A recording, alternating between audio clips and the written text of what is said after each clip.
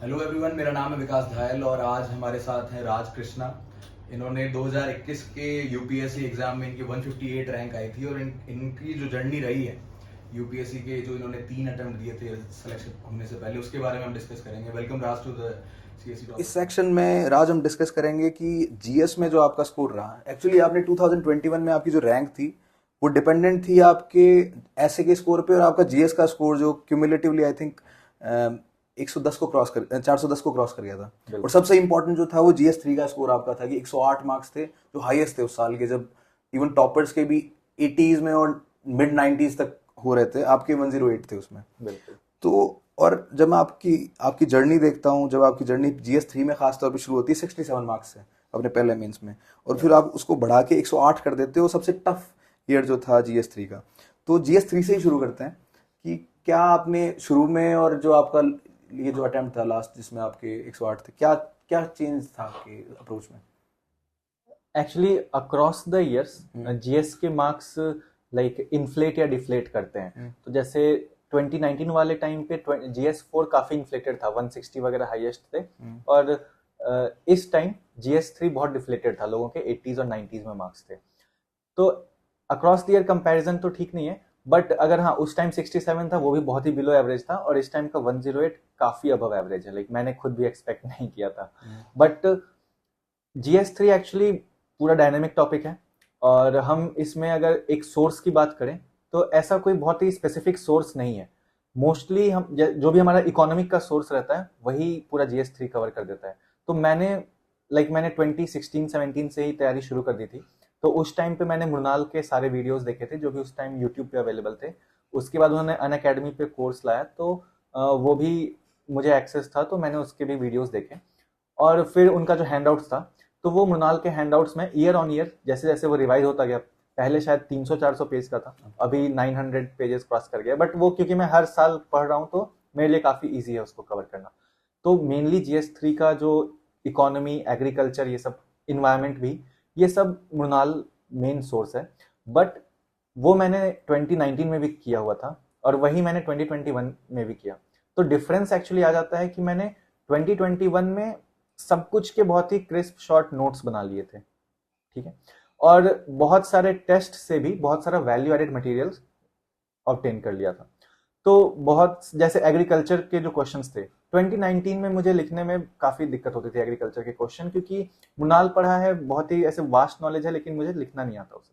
But इस साल मुझे एक्सप्लिसिटली चीजें पता थी कि ये डेटा है, इतना परसेंटेज क्रॉप वेस्ट होता है, 92,000 करोड़ क्रॉप वेस्टेज होता है, और एमएसपी से 6% फार्मर्स को बेनिफिट होता है। तो ऐसे बहुत सारे data facts agriculture specific ready थे, और वो फिर इंट्रो के फॉर्म में या किसी भी फॉर्म में वो डायरेक्ट यूज हो रहे थे। तो उससे एक्चुअली स्पीड भी बढ़ जाती है और बेटर क्वालिटी आंसर्स भी लिख सकते हैं। तो एक चीज जो आपने मेंशन करी कि आपने आपने आंसर्स लिखे, सॉल्यूशंस के वैल्यू एडिशन को आपने इंक्लूड करा और आपने शॉर्ट नोट्स बनाए। तो आंसर राइटिंग आपने कितनी करी थी GS3 या इन जनरल GS की बोलें तो? क्या आपने इंक्रीज करी over the years answer writing को? डेली आंसर राइटिंग करी या फुल लेंथ लिखे? प्रीलिम्स और मेंस के बीच में कितने लिखे, उसके बारे में कुछ? तो लाइक जैसे मैंने पहले बताया था कि इनर्शिया है मेरे में अंदर लिखने के लिए। तो डेली आंसर राइटिंग मैंने काफी टाइम ऑन ऑफ फॉर्म में की है, कि कभी एक दो आंसर लिखे, कभी नहीं लिखा, ऐसे टाइप से। बट इस अटेम्प्ट के पहले, 2021 अटेम्प्ट के पहले, मैं विजन के सॉल्व्ड टेस्ट्स ले आया था मार्केट से, और उसको मैं खुद स्क्रिबल करता था। लाइक क्वेश्चन देखा कॉपी में, मुझे जो भी उसके बारे में पता है वो स्क्रिबल किया बस। लाइक पूरा आंसर भी नहीं, बस स्क्रिबल, कि ये पॉइंट्स लिख दूंगा 1 2 3 4 ऐसे करके। और फिर मैं उसके आंसर देखता था, और मैं देखता था कि कौन से पॉइंट्स हैं जो मुझे नहीं पता है और उसने लिख रखे हैं, या कोई उसने बहुत अच्छा इंट्रो या बहुत अच्छा कंक्लूजन अगर लिख रखा है तो वो जो चीज़ थी वो मुझे लगता है काफ़ी हेल्पफुल हुई। और that actually increases the number of points that you are writing, and provides you many examples and datas that you can put to substantiate your point. और वही एक्चुअली मैटर भी करती है। लाइक बातें सबको ये मुझे लगता है सेम लिखते हैं, बट आप उसको कितने अच्छे से डेटा और एग्जाम्पल देके एक्सप्लेन कर रहे हैं, दैट मैटर्स। इसके अलावा लाइक 2019 में मैं, और 2020 में भी इनफैक्ट, मैं सिर्फ लिख के आता था। लाइक मैंने पूरा पेपर हर साल कंप्लीट किया है, हर साल 20 क्वेश्चंस किए हैं, एक्सेप्ट 2019 में जब मैंने एक क्वेश्चन छोड़ा था कि व्हाट इज साइबर डोम। ठीक है, वो साइबर डोम मुझे बिल्कुल भी आइडिया नहीं था, तो मैंने सोचा कि इंडिया का मैप बना के उसके ऊपर डोम बनाने से अच्छा है कि मैं उसको छोड़ दूं। तो वो एक क्वेश्चन छोड़ा था, और उसके अलावा मैंने सारे पेपर्स हर साल कंप्लीट किए। बट उस टाइम में बस लिखता था, बस लिखा हुआ मेरे, आप पेपर देखेंगे तो उसमें बस लिखी हुई है बातें, इंट्रो लिखा हुआ है, हेडिंग बॉक्स में है, फिर पॉइंट्स हैं, पॉइंट्स हैं, पॉइंट्स हैं। बट इस साल मैंने अंडरलाइनिंग की और डायग्राम्स का भी काफी यूज किया। तो 2019 में मैंने एक भी वर्ल्ड मैप, इंडिया मैप कुछ भी नहीं ड्रॉ किया था, क्योंकि कॉन्फिडेंस नहीं था, मैंने प्रैक्टिस भी नहीं किया था, तो मैं नहीं कर पाया एग्जाम में। बट इस टाइम जहां भी जरूरत थी, सिक्योरिटी रहा या एनवायरमेंट रहा, वर्ल्ड मैप, इंडिया का मैप और भी अननेसेसरी डायग्राम्स सब थे। तो राज, वही चीज जो मैं एक पैटर्न देख पाता हूँ कि जितने भी लोग बहुत हाई स्कोर करते हैं तो वो जाने अनजाने में वो एक्टिव रिकॉल करते हैं कि पहले क्वेश्चन देखते हैं, फिर सोचते हैं कि उनको क्या आता है, फिर गलती करते हैं और उस गलती से वो सॉल्यूशन देख के सीखते हैं और फिर उसको इंक्लूड कर देते हैं और वो लॉन्ग टर्म मेमोरी में चला जाता है। बिल्कुल। तो आपने शायद वही एक्टिव रिकॉल जो बहुत ही पॉपुलर या बहुत ही वेल एक्सेप्टेड एकेडमिया में है, वो आपने कहीं ना कहीं कर लिया और उससे आपको कहीं ना कहीं वो आपके जो रैम के अंदर चला गया कि वो तुरंत आप रिप्रोड्यूस कर पा रहे हैं जब आप एग्जाम में क्वेश्चन देख रहे हैं। आपकी आदत इतनी उसमें हो गई कहीं ना कहीं। राज, एक जो GS3 का पेपर है बहुत स्कोरिंग भी रहता है, कई साल ऐसे होते हैं जब इन्फ्लेट होता है तो 130 क्रॉस भी कर जाता है वो। बिल्कुल। तो GS3 में आपने 2-3 चीजें बताई। आपने बताया कि आपने डायग्राम्स इंक्लूड करे, आपने बताया कि आपने पहले प्रैक्टिस करी उसकी, आपने बताया कि जो आपके नोट्स थे आप कंटिन्यूसली जो पढ़ रहे थे, आपने सेम सोर्स रखा और उसमें आप थोड़ा बहुत एडिशन करते रहे, और जो एक्टिव रिकॉल वाला मेथड आपने अपनाया। एक और चीज कि मेंस 365 में शायद बोलना भूल गया। हाँ। तो मेंस 365 ही सारा डायनेमिक टॉपिक का सोर्स रहता है मोस्ट ऑफ द एस्पिरेंट्स का। तो मैंने भी उससे डेटा और जो भी वैलिड पॉइंट्स हैं वो इकट्ठा किए। एक जो मेन चीज है कि जैसे इसमें 2-3 एरियाज होते हैं, जैसे एक तो साइंस एंड टेक्नोलॉजी होता है, तो जनरली उसका आइडिया भी नहीं रहता, ना हमारा मन करता है कि उसके क्वेश्चंस लिखे जाएं, और डायरेक्टली काफी लोग ऐसे करते हैं कि वहीं पे जाके लिखते हैं साइंस एंड टेक्नोलॉजी के क्वेश्चंस। साइंस एंड टेक्नोलॉजी को कैसे किया था हम GS3 के लिए? साइंस एंड टेक्नोलॉजी में एक्चुअली 2020 और 2021 में अगर देखें तो जो सिलेबस है उससे डायरेक्ट वर्ड से क्वेश्चन आए हैं। जैसे 2020 में आई थिंक नैनो टेक्नोलॉजी आया था और 2021 में बायोटेक्नोलॉजी आया था। तो और अगर आप वो किसी भी कोचिंग के फुल टेस्ट करते हैं, मतलब पूरी टेस्ट सीरीज लगाते हैं, तो उसमें जो साइंस एंड टेक के टेस्ट रहते हैं उसमें बायोटेक, नैनोटेक, इन सब पे क्वेश्चन रहता है। तो उससे काफी सारा मटेरियल आपके पास आ जाता है और इसमें एक्चुअली आपको एग्जाम्पल्स काफी ज्यादा यूज करने होते हैं। तो वो ही मेनली सोर्स था मेरा साइंस एंड टेक का, मेंस 365 और टेस्ट्स के सॉल्यूशंस। तो राज, एक और जो चीज़ एक्स्ट्रा रहती है कि आपने सोर्सेज बताए कि इसमें एक बेसिक इकोनॉमी आती है GS3 के पेपर में, फिर एग्रीकल्चर से रिलेटेड आता है, food processing, use of technology in agriculture, फिर security, science and tech, disaster management और इन्वायरमेंट। बिल्कुल। तो ये सारे सेक्शंस हैं। आपने पहले बताया कि आपने मृणाल से बेसिकली एग्रीकल्चर और बेसिक वो कवर कर लिया। साइंस एंड टेक जैसे शायद आप बता रहे हैं कि आपने शायद गूगल किया उसको या फिर टेस्टों से कवर कर लिया टॉपिक को। हाँ, टेस्ट्स और मेंस 365। अब रहे 3 अलग टॉपिक, सिक्योरिटी, डिजास्टर मैनेजमेंट और इन्वायरमेंट, इसके बारे में आप ब्रीफली बता सकते? तो ये तीनों टॉपिक्स एक्चुअली इसमें जो क्वेश्चंस आते हैं वो काफी रेपिटेटिव रहते हैं। सिक्योरिटी में मुझे लगता है कि बॉर्डर सिक्योरिटी, नक्सलिज्म और टेररिज्म एंड ऑर्गेनाइज्ड क्राइम, ये सब कुछ टॉपिक्स हैं जो कि रिपीटेड थीम्स हैं और टेस्ट्स में भी आपको इन पे क्वेश्चंस मिल जाते हैं, तो वहां से काफी रिच मटेरियल आप इकट्ठा कर सकते हैं। इसके अलावा अगर सिक्योरिटी के मेंस 365 में कुछ आपको इम्पोर्टेंट दिखता है, जैसे मुझे उस time north east peace accord के बारे में काफी ज्यादा था, तो मैंने वो प्रिपेयर किया था। इसके अलावा टेररिज्म और इसके अगेंस्ट जो फाइट करने के लिए गवर्नमेंट के स्टेप्स हैं, ये भी काफी अच्छे से कवर टू कवर किया था उसको, या मतलब जैसे आपको लग रहा था कि ये बहुत इंपॉर्टेंट चीजें हो रखी हैं तो इनको तो करूं? हाँ, तो मैंने एक्चुअली मैं मंथलीज पढ़ता था पहले, तो मैंने प्रीलिम्स के बाद, प्रीलिम्स और मेंस के बीच वाले टाइम में कोशिश किया कि मंथली से जो भी इम्पोर्टेंट आर्टिकल है, इम्पोर्टेंट जो भी उसमें कंटेंट है, वो मैं एक अपना बना लूँ नोट्स। तो मैंने वो एक कॉपी बना ली थी, उसमें 4 GS सेक्शन डिवाइड करके सारे मंथली से जो भी मुझे इंपॉर्टेंट लगा था मैंने उसमें डाल दिया था, और वही मैं ओवर द डेज रिवाइज कर रहा था, उसमें टेस्ट से भी चीज़ें ऐड कर रहा था। तो वो मेरा मेन मटेरियल था। ठीक है। और इसके अलावा इन्वायरमेंट, क्योंकि इन्वायरमेंट का क्वेश्चंस कम आते हैं और अगर इन्वायरमेंट को पढ़ने लगे तो बहुत ही इन्वायरमेंट है, तो उसमें आपने किस तरह से लिया था उसको? एनवायरमेंट में मैंने शंकर IAS की बुक पढ़ी थी शुरुआत में ही प्रिपरेशन के टाइम पे, तो वो बेसिक कवर कर देती है काफी अच्छे से, इंटरनेशनल कन्वेंशंस वगैरह हो गए और पोल्यूशन वाले टॉपिक्स भी काफी अच्छे से। उसके अलावा फिर एनवायरमेंट में मेंस 365 है और टेस्ट्स तो हैं ही।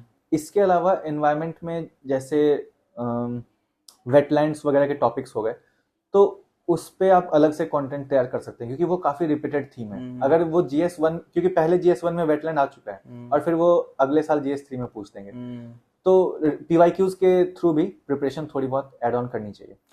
राज, एक चीज जो कई सारे टॉपर्स को मैंने देखा है करते हुए कि वो ट्राई करते हैं प्रेडिक्ट करने का क्वेश्चन, कि अगर पिछले साल ये पूछा है तो हो सकता है इस साल ये पूछ लें, या उस तरह का कुछ आप करते थे, या पेपर को देख के कि मैं एक बार 20 का पेपर देखूं, 19 का देखूं कि क्या ट्रेंड बन रहा है, अपने आप से उसको करते थे या किसी को ऐसा कुछ किया था आपने? एक ऐसी चाह रहती है कि हाँ मैं ऐसा कुछ करूं, लेकिन हो नहीं पाता। लेकिन वो एक्चुअली करना बहुत मुश्किल है, क्योंकि यूपीएससी बहुत ही अनप्रिडिक्टेबल क्वेश्चन पेपर लाता है। बट कुछ थीम्स में आप कर सकते हैं, जैसे एग्रीकल्चर, डिजास्टर मैनेजमेंट और सिक्योरिटी, इन तीनों में तो काफी अच्छे से आप कर सकते हैं, क्योंकि डिजास्टर मैनेजमेंट में साइक्लोन्स, लैंडस्लाइड्स, ये बहुत ही रिपीटेड थीम थे अक्रॉस द ईयर, और वो रिफ्लेक्ट भी हुए एग्जाम में।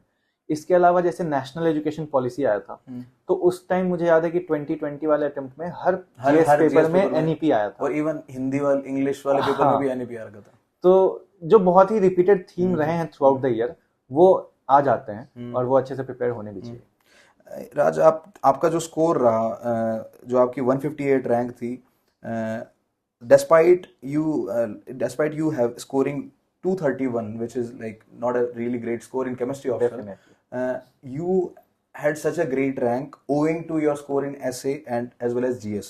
आपने चारों GS पेपर्स में कंसिस्टेंट परफॉर्म करा, अच्छा परफॉर्म करा, कह सकते हैं अबव एवरेज था, लेकिन अबव एवरेज यूपीएससी में हो नहीं पाता सब लोगों का। तो आपका GS1 में अच्छा स्कोर था उस साल के हिसाब से, 103 मार्क्स थे आपके। GS2 में भी था, GS4 में भी 105 मार्क्स थे आपके। तो GS3 के अलावा बाकी पेपर्स को आपने किस तरह से अटेम्प्ट किया? जैसे GS1 का आप बताइए कि अगर 3 चीजें किसी को एडवाइस करना पड़े कि GS1 करते टाइम ये you can not avoid apart from sources, तो आप क्या बताओगे? एक्चुअली मैं, क्योंकि मैंने 3 मेंस दिए हैं 2019, 20, 2021, तो मुझे थोड़ा आइडिया है कि लिखा मैंने हर साल अच्छे से, जितना भी एक नॉर्मल इंसान एस्पिरेंट लिख सकता है उस क्वेश्चन से रिलेवेंट बातें, दम लगा के हाँ वो लिख दिया है मैंने वहां पे। बट नंबर्स मेरे इस साल आए हैं, और वो मेनली इसलिए आए हैं क्योंकि वो आंसर दिखने भी अच्छे चाहिए। आपको उसमें डायग्राम और अंडरलाइनिंग बहुत इंपॉर्टेंट है। मैं खुद भी नहीं मानता था कि ऐसा कुछ होता है, बहुत ही प्रेस्टिजियस एग्जाम है, बट एक्चुअली ये है इम्पोर्टेंट और इसको मार्क्स मिल रहे हैं, तो you have to do that. इसके अलावा GS1 काफी स्टैटिक पोर्शन है, और GS1 में मेरे हर साल बाकियों के कंपैरिजन अच्छे मार्क्स हैं, बाकी GS के कंपैरिजन, क्योंकि मैंने मोस्टली प्रिपरेशन GS का ही किया है। जैसा सभी करते हैं कि स्पेक्ट्रम और एंशिएंट मेडिवल और ज्योग्राफी, ये सारे GS के टॉपिक्स हैं, और मोस्टली हमारा प्रिपरेशन यही रहता है। तो इसलिए स्टैटिक पोर्शन मेरा अच्छे से कवर्ड है, तो इसलिए GS में अच्छे मार्क्स आते हैं। तो GS के नंबर्स में आपको स्टैटिक प्रिपरेशन और डायग्राम्स, ज्योग्राफी और सोसाइटी में काफी। तो एक चीज रहती है कि यार, जैसे जब हम GS1 का पेपर देते हैं तो सबसे कॉमन प्रॉब्लम होती है कि आप पहले हिस्ट्री के क्वेश्चन करते हो, then you tend to go from 11 to जो ज्यादा नंबर वाले क्वेश्चंस हैं। तो जब आप when you come to the end society के क्वेश्चंस में, you end up spending less time. तो आपके साथ में क्या ऐसा होता था कि आपको कम टाइम मिलता था सोसाइटी में, या आप वो इंसान थे जिन्होंने भाई टाइम डिवाइड कर रखा है तो कर रखा है? नहीं, मैं एक्चुअली 11 से 20 करता हूँ, फिर मैं 1 से 10 करता हूँ।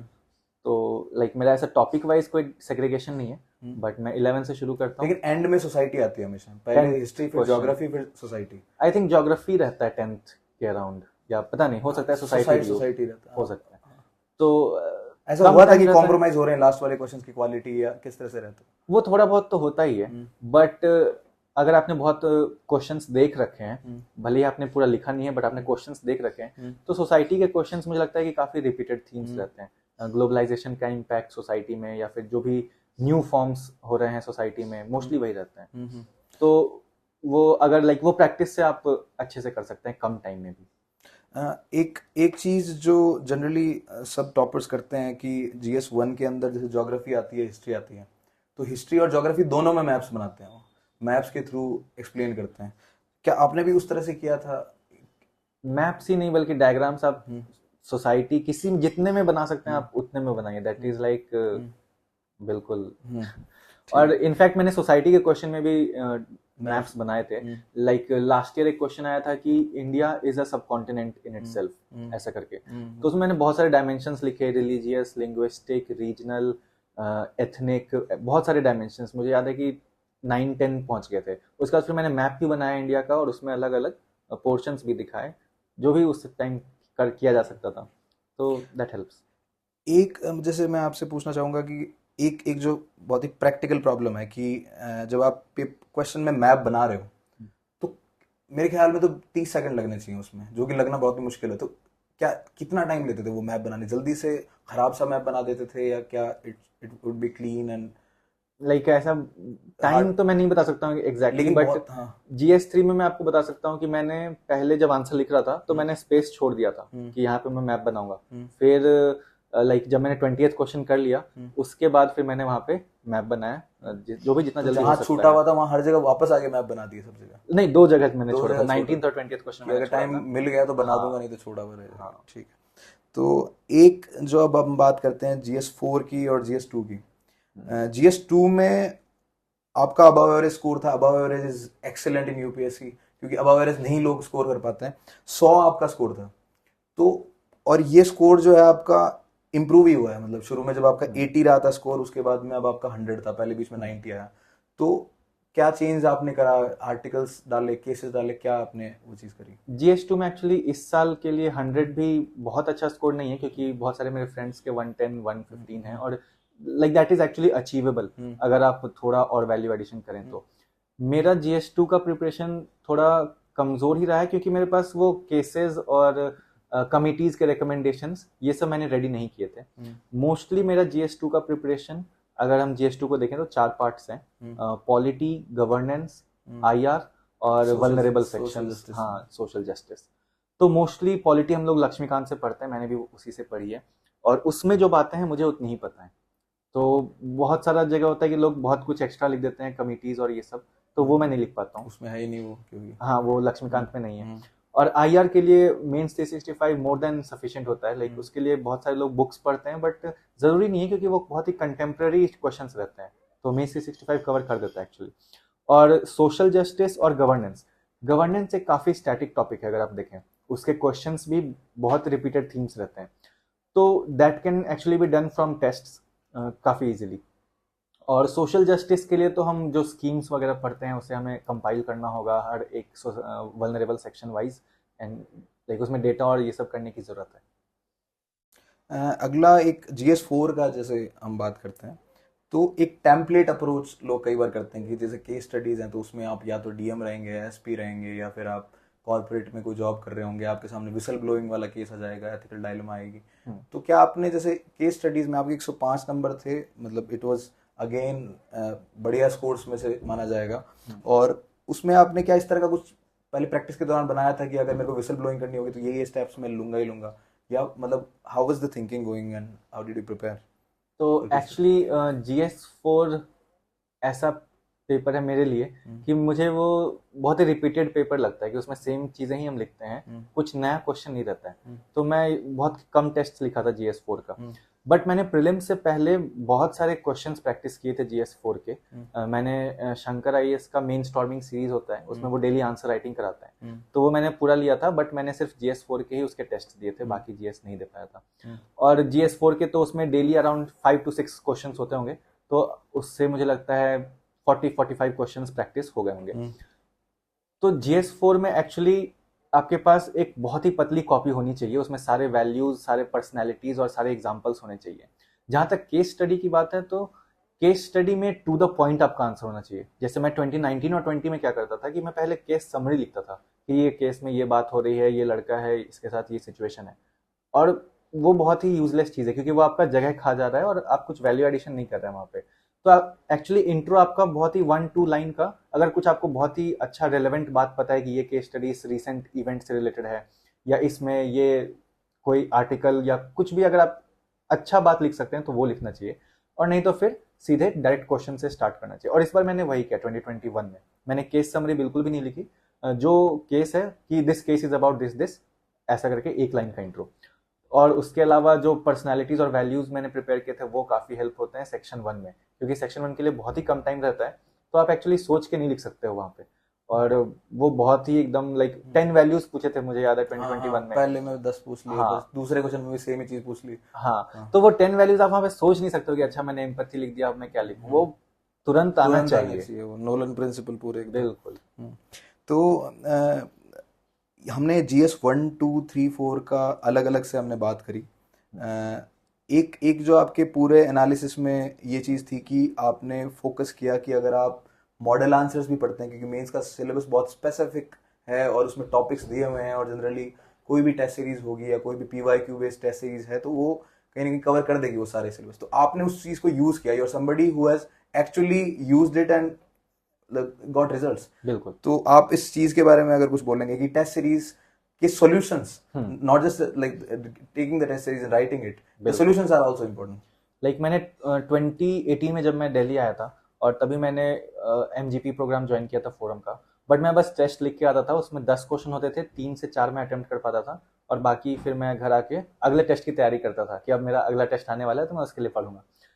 तो उस कारण से लाइक मेरा ना तो कंटेंट प्रिपेयर हुआ, ना मुझे पता चला कि अच्छे आंसर्स क्या होते हैं, ना वैल्यू एडिशन पॉइंट्स मेरे पास थे। इस बार मैंने खुद ही घर पे टेस्ट ले आया मार्केट से उठा के, जो कि प्राइस में उस टाइम के काफी लो था, बट उसका जो मटेरियल था उसको मैंने अच्छे से यूज किया, और उससे जो भी एक्सट्रैक्टेबल चीजें थी वो मैंने एक्सट्रैक्ट कर ली, और जितना यूज हो सका। लाइक जो भी मैंने बनाया था, ऐसा नहीं कि मैंने पूरा यूज कर लिया एग्जाम में, उसका मुझे लगता है 30 to 35% ही यूज हो पाता है, क्योंकि बहुत चीजें तो याद ही नहीं रहती हैं। तो या लेकिन वो काम आया आपके कहीं ना कहीं। डेफिनेटली। तो राज, हमने बात करी GS के बारे में काफ़ी डिटेल में। थैंक यू सो मच, आपने इस चीज़ के अंदर हमने काफ़ी एनालाइज करा और शायद सबको अच्छा भी लगा होगा, कुछ नई बातें पता चली होगी। CSE topper Raj Krishna with us, this is Vikas Dhayal, and this is the end of this section of this informal talk about how to prepare for UPSC CSE। Thank you Vikas.